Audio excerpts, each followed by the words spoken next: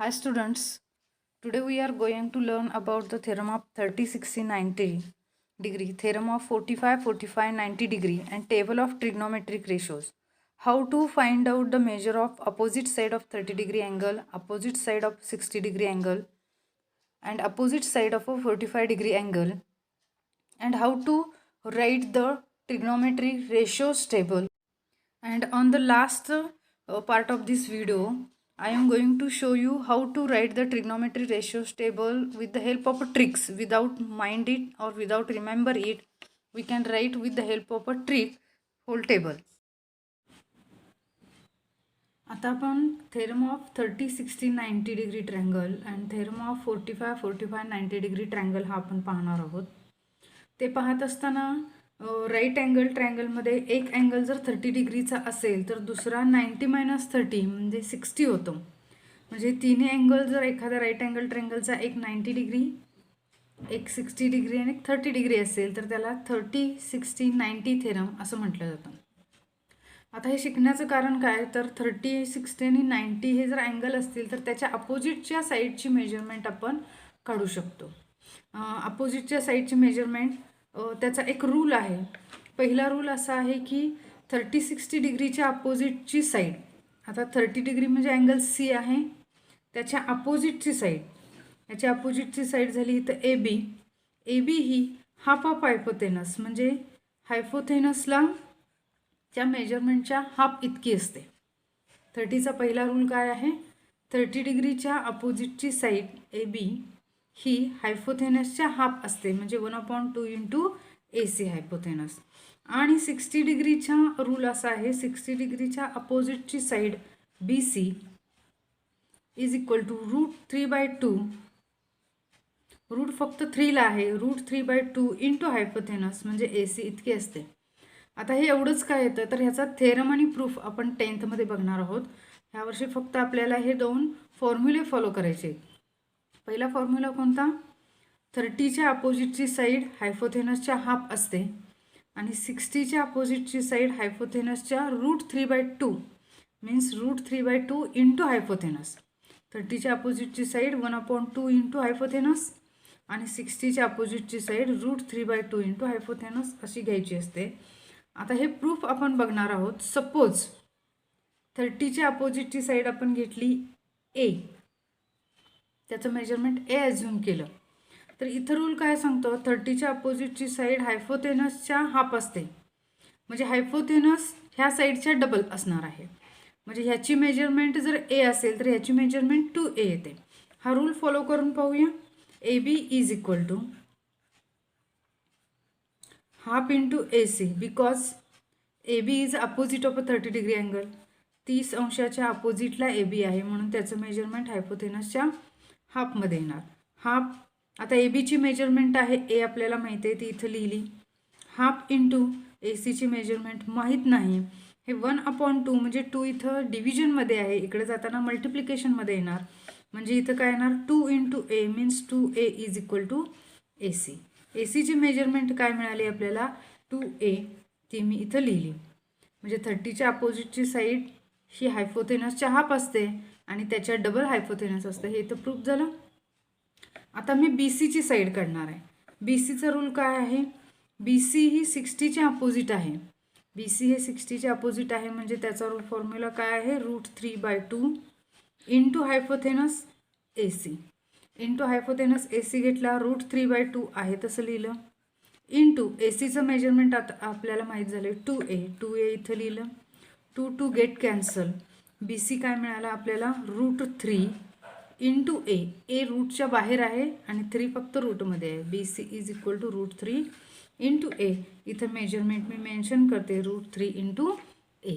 आता आपण जे फॉर्म्युले शिकलो ट्रिग्नॉमेट्रीचे साईन कॉस टॅन, त्यात आपण बघितलं की sine theta is equal to cos 90 - theta, त्याचं प्रूफ यामध्ये फॉलो होतं का आपण बघूया. आता बघा इथं मी साईन 30 घेणार आहे. साईन 30 म्हणजे इथे येणार बघा साईन 30 डिग्री. साईन 30 म्हणजे कोणाला, साईन सी. तर साईनचा फॉर्म्युला काय, opposite side upon hypotenuse. So A B upon A C. आता ह्याच्या व्हॅल्यू पुट डाऊन करूया. ए बीची व्हॅल्यू आहे ए अपॉन ए सीची व्हॅल्यू आहे 2a. A get cancel 1/2. म्हणजे साईन 30चं व्हॅल्यू आम्हाला काय मिळाली 1/2. साईन 30ची व्हॅल्यू मिळाली 1/2. आता कॉस 30 घेऊया. Cos 30 degree is equal to कॉसचा formula adjacent side upon hypotenuse B C upon A C. Value of B C is √3 into A upon A C 2a. A get cancel म्हणजे आपल्याला value काय मिळाली cos 30ची √3/2. ही cos 30ची value मिळाली. With help of figure आपण हे काढतोय. त्यानंतर tan 30 opposite side upon adjacent side. Opposite side A B upon adjacent side B C. A B is equal to A upon B C is equal to √3 into A. म्हणजे काय आलं A get cancel. tan 30ची value आपल्याला मिळाली 1/√3. Okay. आता त्यानंतर मी sine 60 cos 60 आणि tan 60 पण काढणार इथं. आता बघा साईन 60 म्हटल्यानंतर ए अँगलवर जाणार. Sine 60 degree is equal to opposite side upon hypotenuse B C upon A C is equal to √3a upon 2a. A get cancel √3/2. ही साईन 60ची व्हॅल्यू ही कॉस 30 इतकी आहे. हेच आपण बघणार आहोत इथं. आता cos 60 is equal to adjacent side upon hypotenuse A B upon A C. A B's value A C's value 2a. A get cancel 1/2. Cos 60ची व्हॅल्यू मिळाली 1/2. Similarly tan 60 is equal to opposite side upon adjacent side B C upon A B. B C is √3 into A upon A B. A get cancel. Answer is √3. Okay. आता आपण फक्त इथं हे पाहणार आहोत काय सिमिलॅरिटीज आपल्याला मिळाल्या. तर सिमिलॅरिटीज बघताना आपल्याला लक्षात आलं की साईन 30ची व्हॅल्यू कॉस 60 इतकी आहे. मग मी इथं लिहू शकते sine 30 is equal to cos 60. आता कॉस 60 लिहिण्याऐवजी मी कॉस 90 - 30 लिहिलं तर चालते. कॉस 90 - 30. 90 - 30 means nothing but 60. म्हणजे 30ला मी जर थिटा ॲझ्युम केलं 30ला मी काय ॲझ्युम केलं थिटा ॲझ्युम केलं तर काय झालं sine theta is equal to cos 90 minus 30ला काय ॲझ्युम केलं आहे थिटा. हा आपला कालचा फॉर्म्युला आधीच्या लेक्चरमधला हा फॉर्म्युला प्रूफ झाला. कोणता sine theta is equal to cos 90 minus theta. Similarly बघा cos 30 is equal to sine 60 means cos 30 is equal to sine 60 means sine 90 minus 30. Cos 60 is equal to sine 90 minus 60. तिथे 60ला theta assume केलं तर cos theta is equal to sine 90 minus theta. हा formula proof होतो. Theta means 30 घेतलं cos 30 sine 90 minus 30. 90 minus 30 means 60. आलं का इथं आन्सर. हेच आपल्याला इथं प्रूफ करता येते. रिव्हर्स ऑर्डरनं पण हे प्रूफ होतं. काय cos theta is equal to sine 90 minus theta. Sine theta is equal to cos 90 minus theta. आणि आपण आणखीन एक काय प्रूफ केलं इथं आपण इथं आणखीन एक प्रूफ केलं. ते प्रूफ असं आहे की साईन 30ची व्हॅल्यू आणि कॉस 60ची व्हॅल्यू सेम आहे. कॉस 30ची व्हॅल्यू आणि साईन 60ची व्हॅल्यू सेम आहे. मी असं लिहिणार इथं sine 30 degree is equal to cos 60 degree आणि रिव्हर्समध्ये cos 30 degree is equal to sine 60 degree. हे पण फॉर्म्युले आपण इथं प्रूफ केले.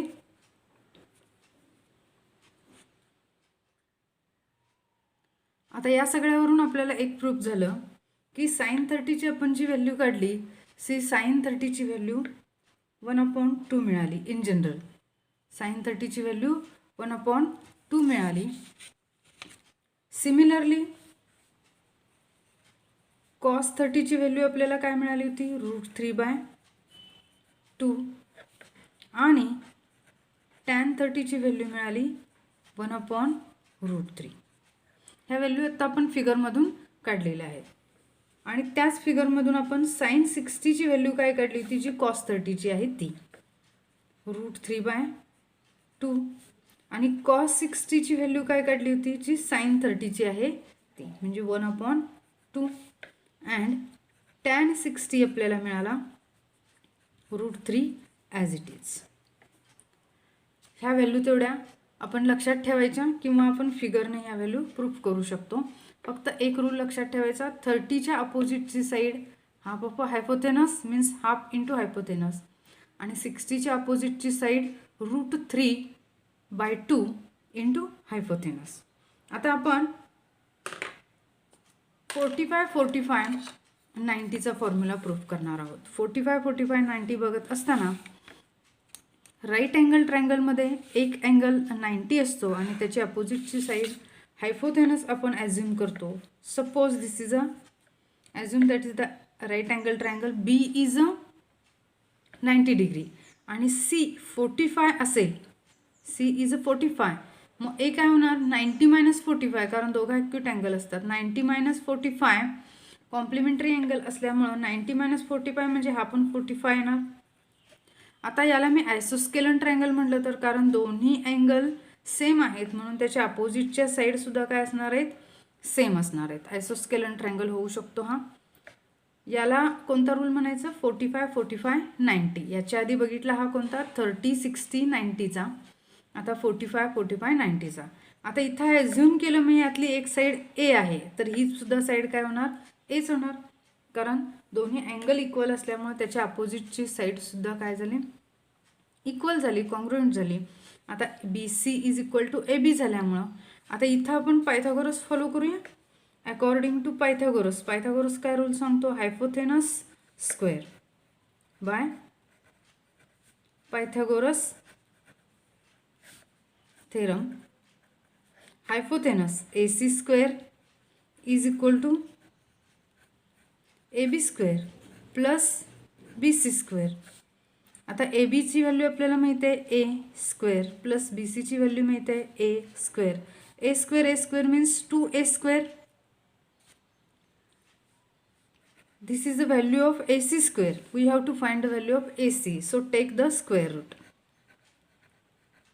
Square root घेतला दोन्ही बाजूचा. AC squareचा square root AC. 2चा square root we don't know. So keep as it is under √2. आणि A squareचा square root मिळाला A. म्हणजे आपल्याला थर्ड फॉर्म्युला काय मिळाला की 45च्या अपोजिटची साईड ही 1/√2 इंटू हायपोथेनस येणार. ए ही काय आहे म्हणजे A B is equal to B C is equal to 1/√2. हे √2 इथं मल्टिप्लिकेशनमध्ये इकडं जाताना डिव्हिजनमध्ये जाणार 1/√2 इंटू हायपोथेनस. हा आपल्याला थर्ड फॉर्म्युला मिळाला. फर्स्ट फॉर्म्युला काय मिळाला होता 30च्या अपोजिटची साईड 1/2 इंटू हायपोथेनस. 60च्या अपोजिटची साईड √3 हायपोथेनस √3/2 इंटू हायपोथेनस आणि 45च्या अपोजिटची साईड 1/√2 इंटू हायपोथेनस. हा थर्ड फॉर्म्युला आपल्याला मिळाला. ह्या फॉर्म्युलेचा यूज करून आता इथं आपण नेक्स्ट 3 फॉर्म्युले लिहू शकतो. इथं आता मी साइन 45 घेणार. साइन 45 म्हणजे कोणत्याही अँगलवर गेलं तर चालतंय सी और ए. साइन 45 इथं सीवर गेल्यानंतर opposite side upon hypotenuse opposite side A B upon hypotenuse A C. A बीची व्हॅल्यू आहे ए हायपोथेनसची √2 into A A get cancel 1/√2 means sine 45ची व्हॅल्यू काय आली 1/√2. Similarly we can find cos 45. Cos 45 इथंच थांबलं.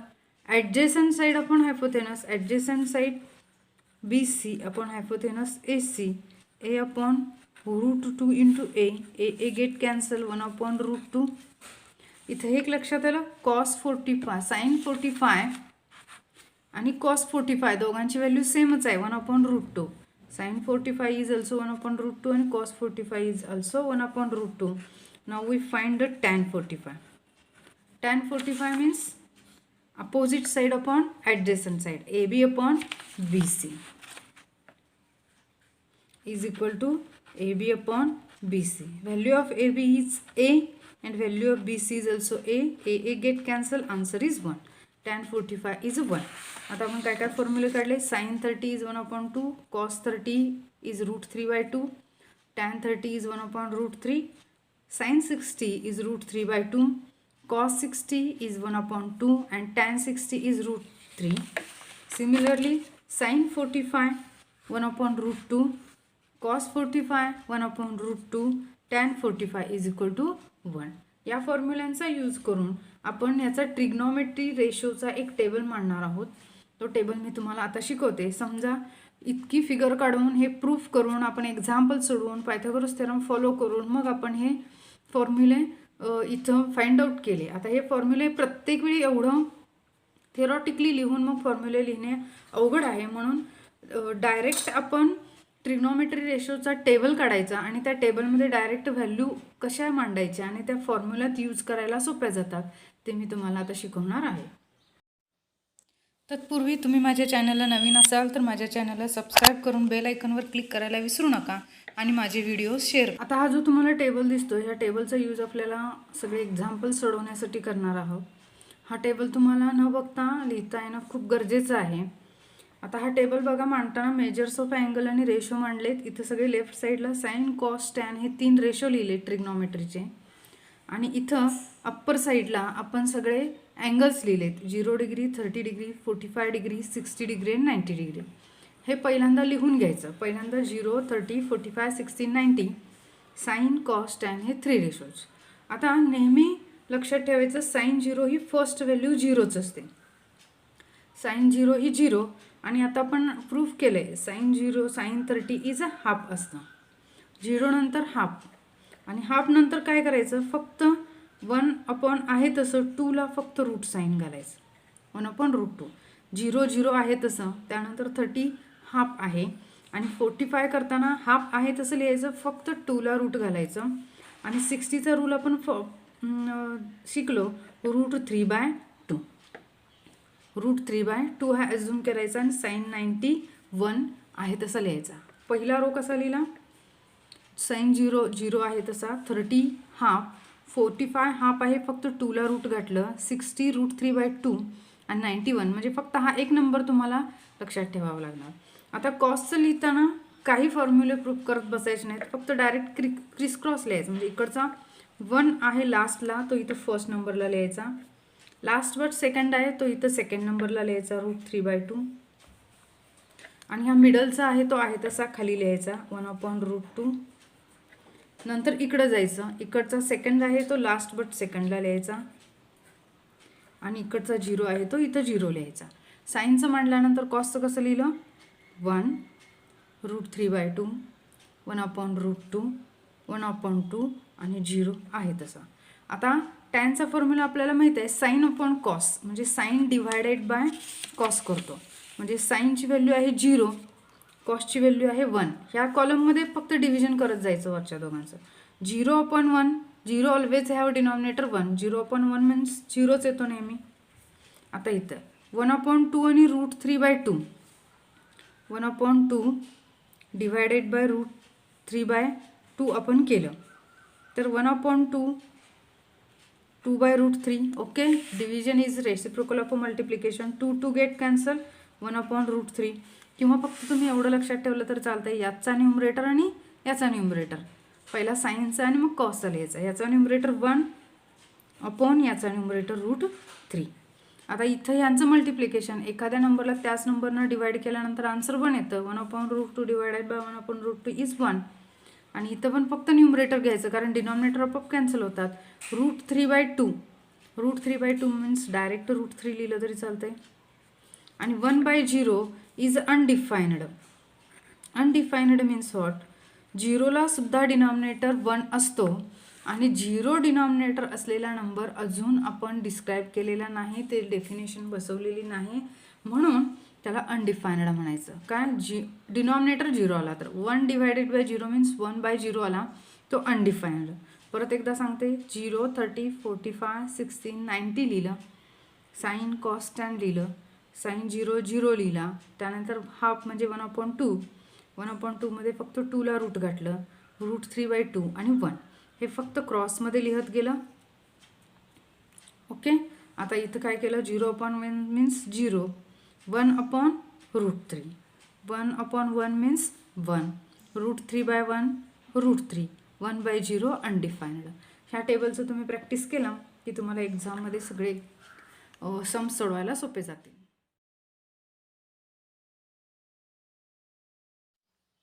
Thank you for watching this video and please subscribe my channel. Thank you.